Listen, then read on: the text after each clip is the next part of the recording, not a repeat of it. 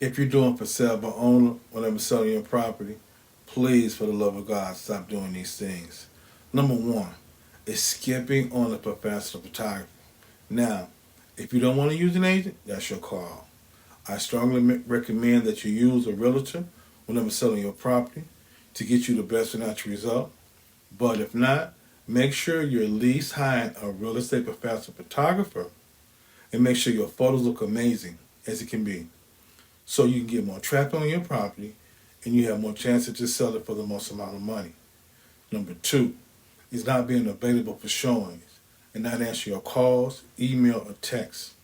One of the top reasons why a lot of for sale by owners don't sell is because they're not available to show the property whenever the buyer wants to actually see it.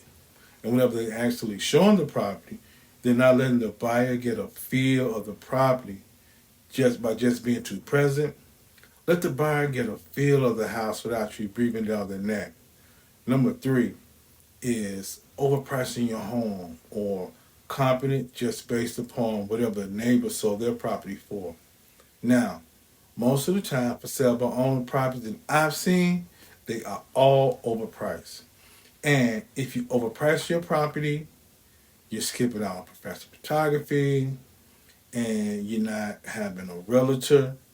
Trust me, the chances for you to sell this house are basically 0 to none. Number four is not paying enough attention to the disclosures that you have to prepare for the buyer by law. I'm talking about the seller's property disclosure, the lead-based paint disclosure, the radon disclosure. This is the main reason why a lot of home sellers are getting sued in civil court. So make sure you pay extra attention to those disclosures, fill out the best of your knowledge, and do not try to hide anything or any known facts regarding to the property. Because trust me, the home inspector, the buyers, they're going to find out.